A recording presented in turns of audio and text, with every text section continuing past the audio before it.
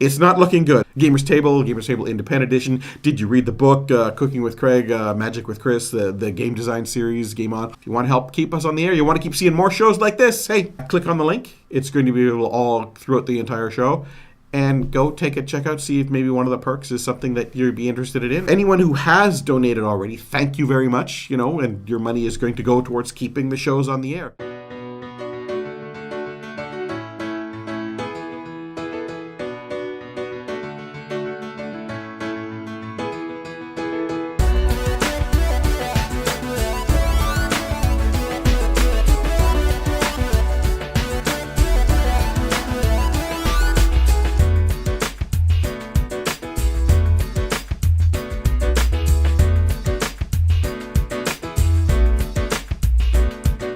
Hello and welcome to the Gamers Table Independent Edition. It is Friday and we're reviewing the Amberden Affair. The Amberden Affair. The Amberden Affair. The Amberden Affair. Amberden Affair.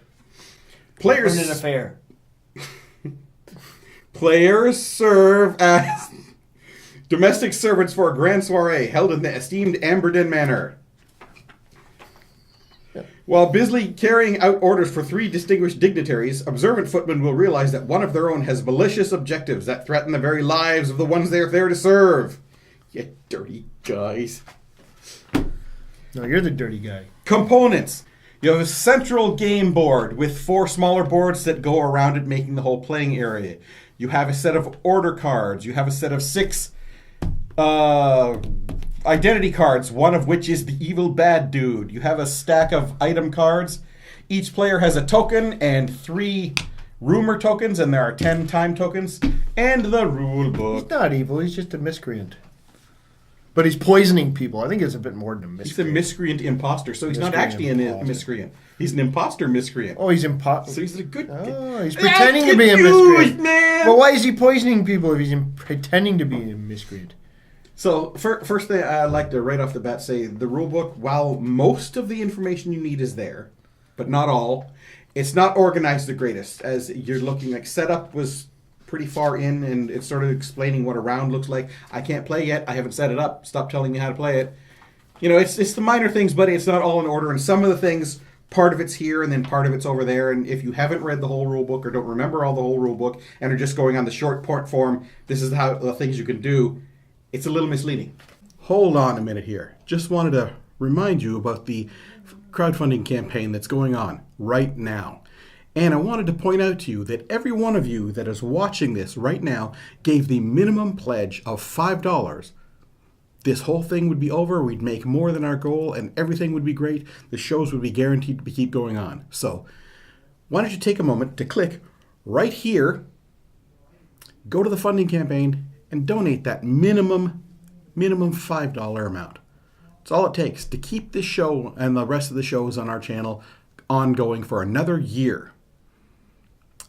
Thanks. Now back to your regular scheduled show. There were some questions early on. Craig was like reading the rules. I don't know about this game. Everyone's got to take simultaneous turns. Well, when we figured what the game's about, you kind of have to be simultaneous affairs, because if you go in a turn-by-turn order, it becomes a lot easier to keep track of who's putting cards where, and finding out who the miscreant is becomes a lot easier. I like the way it's laid out. I like that they did a good job graphically and make it look interesting and all that. But there's not a lot there. But we did have a couple of questions in particular about it. We'll get at it a little later. Yeah. But let's explain the game a little bit. Setup. Okay. Everyone gets an order card to start out with. They get the hors d'oeuvres from the hors d'oeuvre table and get to the governor's wife, or find the baron's monocle in one of the spots and bring it to him. And each one of these will have point value. And some of the order cards will actually allow you to do something special, like look at an opponent's order cards or their item cards. But if you use those, they are not worth any points. But if you keep them in your hand, they're worth 10. Mm-hmm. The item cards themselves have a thing down at the bottom telling you what section of the mansion they are in. And up top there will be a color coding for one of the 3 dignitaries, and that's the one you need to take it to. So these will get laid out around the board in the appropriate sections, and there is space for them all. You don't need extra space. Now the nice thing is there are also 8 items that are question marks. And they get distributed randomly among 4 of the places, so you're never sure where the things are. And among those are the 3 poisons that the miscreant needs to poison the people to get himself points. And graphically speaking, again, what I like about this board, other than the rule book, how nice it looks, the characters in particular are color coded as well, like the Baroness or what was it, the general on that on here. Baron General and Governor's wife. Yeah, they're color coded on here. The actual places that are mentioned here, the door and all that stuff, the table, the bar. It's a nice job of representing that on the board as well. It's done pretty well. The components are pretty nice. So on your turn, you have 3 actions. Take an action to move. It'll take an action to look at a pile and put a card into the pile, or look at a pile and take a card out of the pile. Or just look at the pile if you feel like just look at the pile if you don't want to grab anything or put anything in. Or if you don't have any cards. The exception to that is the 3 dignitaries. Once a card has been put on those piles, they can't be taken out again. Any other pile you can put a card in or take a card out. Doesn't matter. This is a really, really tough job, especially if you got the other footmen grabbing the poisons and just walking around with the poison in my hors d'oeuvres, and I'll just set the poison over here where the traitor the miscreant just looks, so he won't come back looking for the poison. Because if you're the miscreant guy and you don't poison somebody before the end of the round, you get no points. All those order cards that you did to try to get them off your trail, they don't mean anything. You don't get any points for them. Mind you, as the miscreant too, if you have any failed order cards, they don't count against you at least. So there's that advantage.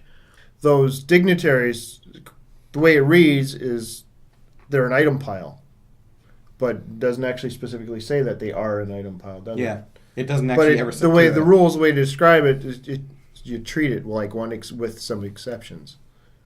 You got one bad guy who's trying to get the poison to one of the to all the dignitaries if he's lucky, and then everyone else who's just doing their job, getting the orders. Oh, here's your monocle, sir.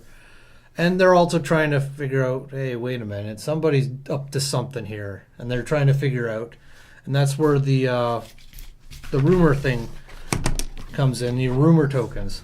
Every one you put into the rumor mill is worth 20 points. If you have a correct accusation at the end of the game. End of the round. Or the end of the round. The game is 3 rounds.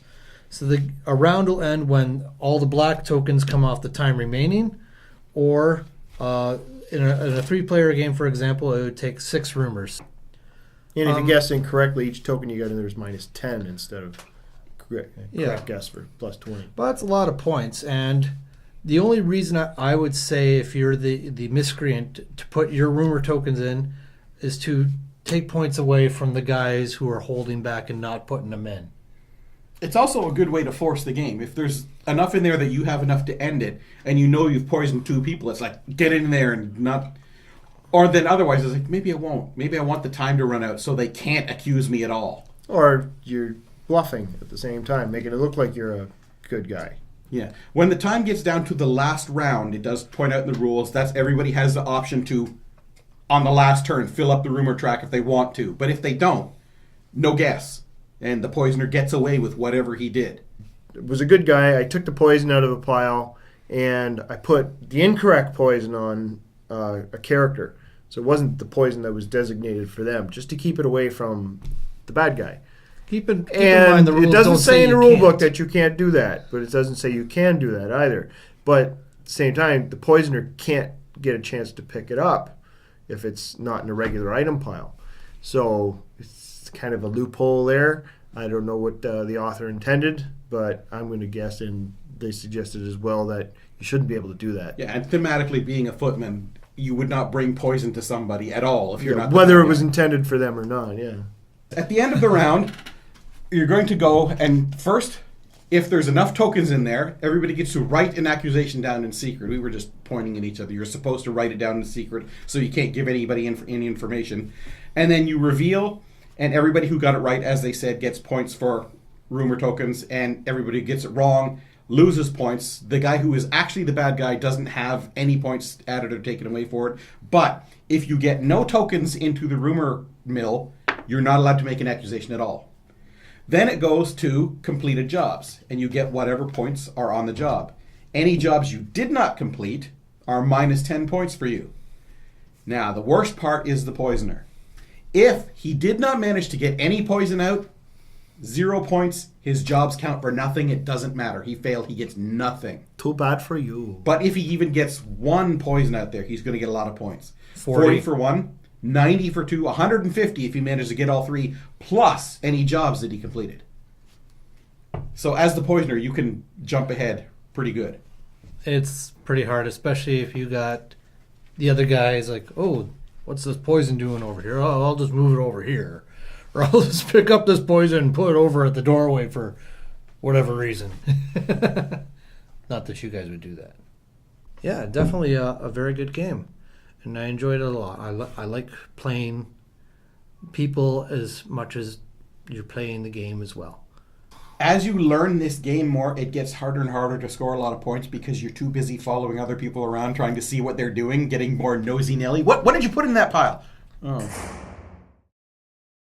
Wrapping up for the Amberden Affair. The theme, you are footmen delivering stuff, doing jobs for them while trying to watch your fellow footmen because one of them's a bad guy. It's a little weak, but that's what you're doing. Really, it's one of those. There's a bad guy, and we gotta ferret him out, sort of thing, like the Resistance or Battlestar Galactica. Even, there's a traitor in there somewhere. Easy to play. It would be easier if the rules were organized a little better, but once you've got through the book and figure it out, it is fairly easy to play. As long as you can remember how to count to 3. There were some things that are not so clear. We had questions at one point. And fun to play. Yeah, it is. It's fun to play as the good guys because you're starting to sniff out, you're trying to think, or should I just do jobs? Should I try to figure out who it is? It's really nerve-wracking as the bad guy because you got to sneak around and try and make sure nobody notices you putting extra cards in and stuff.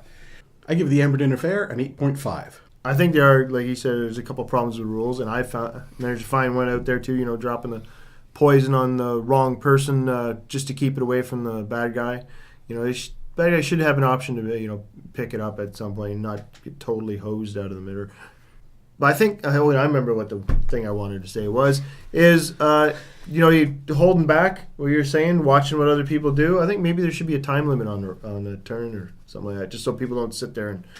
I like it graphically and everything like that. The rulebook's not bad, but there are a couple problems that we discovered and questioned about it. But other than that, yeah, it's a good game. It's pretty fun. Doesn't take too long either. Well, I'm going to give this one an 8. It was a lot of fun. I love games with the traitor in it. It's fun because you're not just playing a game. You're playing against the other people. You're trying to figure out what they're doing. You're trying to read their minds and faces and stuff. And eat their brains. No, wrong game. But yeah, I definitely enjoy that aspect of the game. I find the game's a little hard on the miscreant, but it is a point game and it's played over 3 rounds, so there is a chance to catch up. I give the Amberden Affair an 8. I believe that's it. Okay, that's it for this episode of the Gamers Table Independent Edition. Tune in next week where we review another game. Because that's what we do.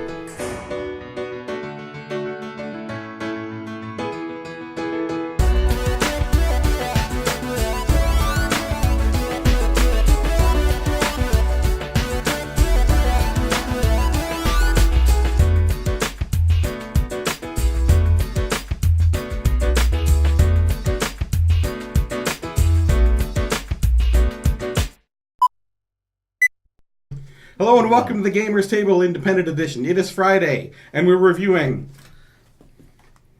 The Amberden. They both forgot the name of it. No, I was waiting for you to... I didn't even know the name of the game at the time.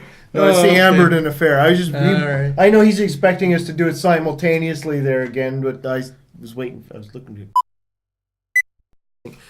Anyway, this is one where we're going to go way over time if we keep talking. So but I think one last thing here is just if... Okay, what the... you threw me... You derailed me there. Hurry up, or am I... Woo, derailage.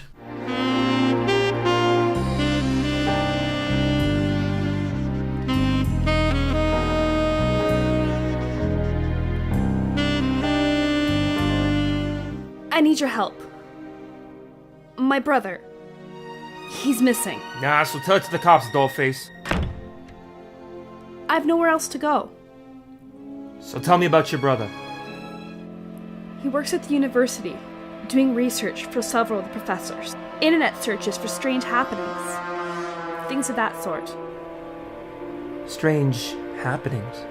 What kind of strange happenings? He's heading to the apartment. Should I stop him?